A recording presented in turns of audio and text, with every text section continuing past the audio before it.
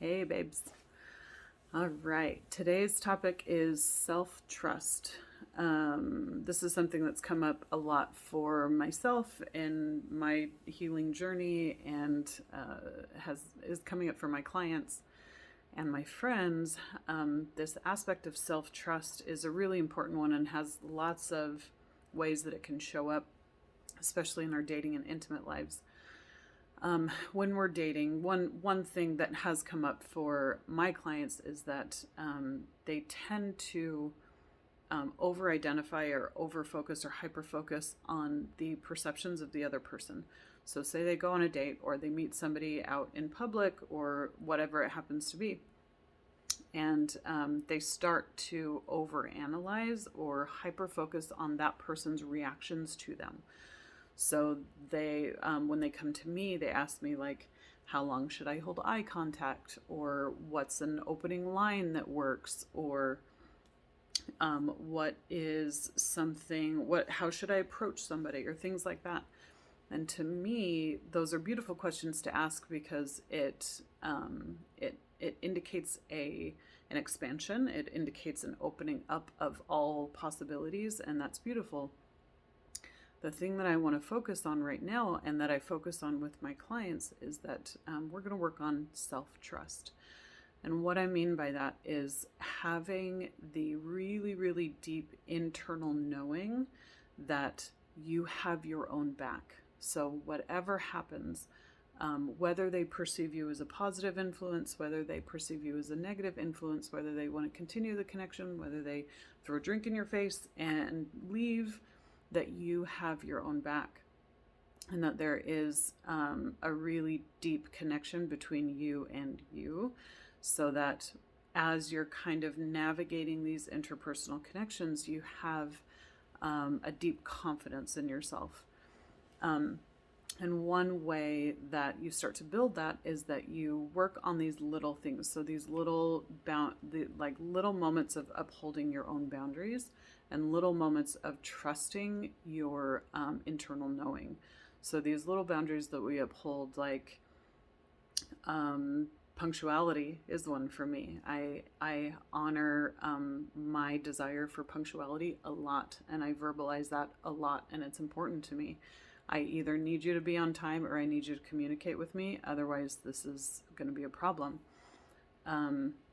Something that's important to me. So when I honor my own boundaries and I'm verbal about that and I communicate that, that builds a little bit more trust. Brene Brown talks about the trust jar, and she talks about it within interpersonal connections of you take little marbles and you put little marbles into a jar, and that's the trust jar when you're with somebody. And then you can start putting larger and larger marbles in, meaning larger and larger confidences. And so when you're first starting out building trust with yourself, you're putting little marbles in that jar with yourself. You're honoring those little boundaries. You are honoring your yes and you're honoring your no.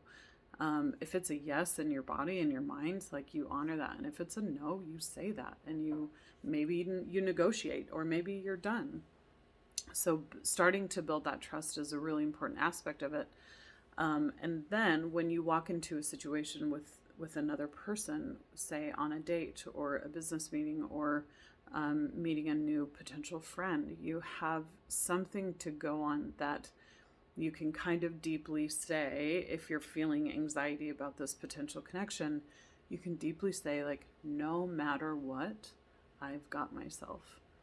No matter if they love me, no matter if they are annoyed by me, no matter if they throw a drink in my face and leave, no matter if they stand me up, no matter if they go to the bathroom and disappear, like, no matter what happens, I've got me, and that relationship is good.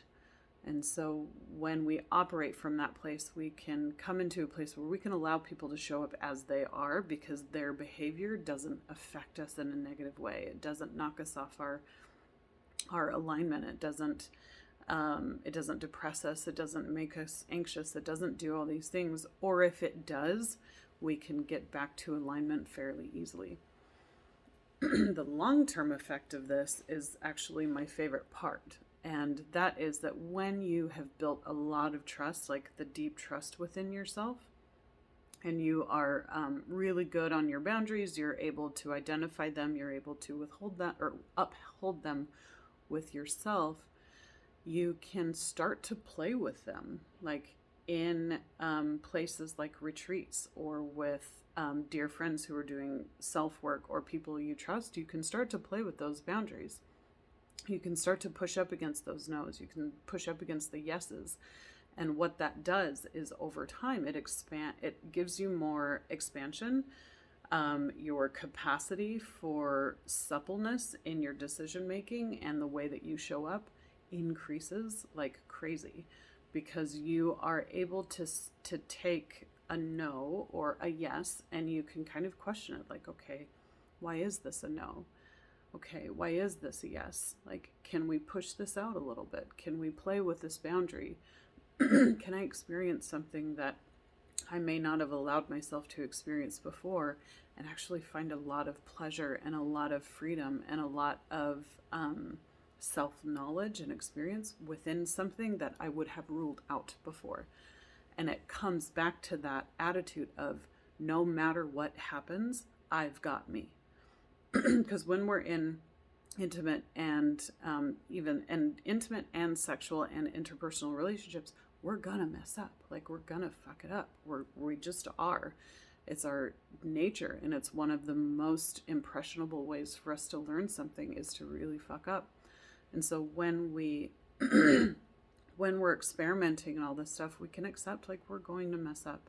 And do I still have me when I mess up?